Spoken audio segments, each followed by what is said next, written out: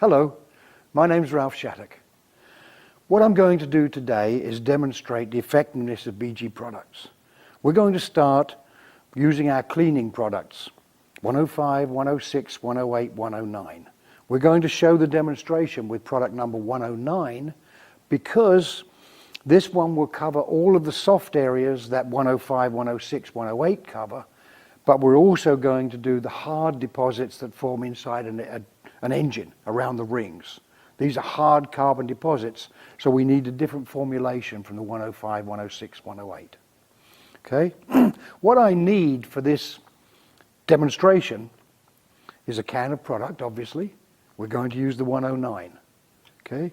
I'm going to need a test tube stand with a test tube, clean test tube. A plate to demonstrate the products, okay, with 2 bearings. A torch or a heat source of some sort. I like these small ones because they're easier to control the temperature coming out of it. A magnet to remove the bearing from the liquid, and a slops. We obviously need that to pour away the old fluids. So make sure you're well prepared before you start on any demonstration. Okay, so what I want to do first is start with 109. This is our compression restoration formula, and this demonstration shows how 109 effectively cleans up an engine with soft deposits and hard deposits. The demonstration we're going to do is just as effective for 105, 106 and 108, the quick clean versions, but the quick clean does not work on the hard deposits that build up around the rings on the engine. So what I've done today is I've taken 2 bearings here. They are coated in tar and oil sludge. And what I'm going to do is I'm going to clean one of them using 109 so that you can do a comparison between the 2. Is that okay? Okay, pretty straightforward. So we take one of the bearings, and I pick the dirtiest one out of the 2, and put it in here in this test tube. Notice I always turn it on an angle so that I don't suddenly drop it through the bottom. Okay, and it reappears there. You learn these things from having made mistakes yourself. Okay, and you will make plenty. So what I'm going to do now is add about 2 fingers of 109 to the mixture.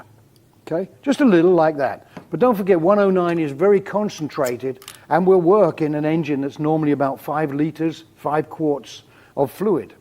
Okay, now 109 does not work, or 105, 106, 108 do not work unless they are heat activated. So I take my little burner and start it going. You can see here as we warm it, the fluid color will change rather dramatically as it gets warm. Now this is similar to what we do inside the engine.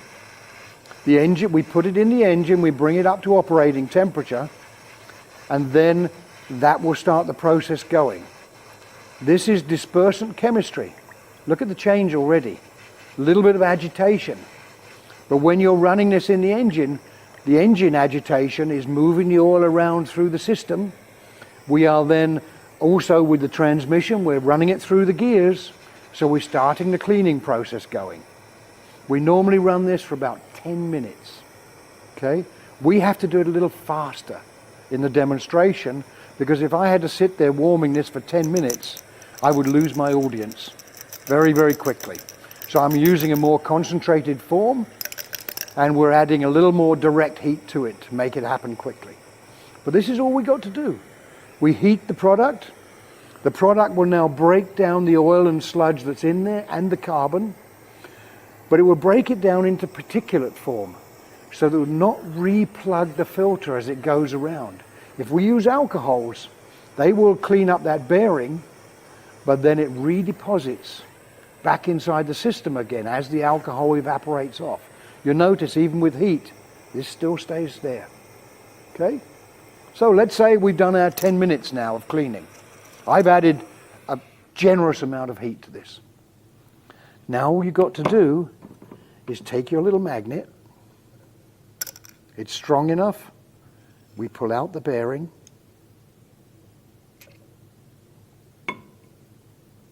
And we place it on the plate. Be careful. Surprisingly, it's hot. Okay, you don't want to burn yourself. So there is your nice, clean, shiny engine, or transmission, or power steering. All of the deposits that came off of this bearing surface have now been picked up by our fluid in here. But look how clean that test tube is. There's no deposits left in that test tube. It's all absorbed into the fluid. So now when I drain the oil out, it comes out with the oil.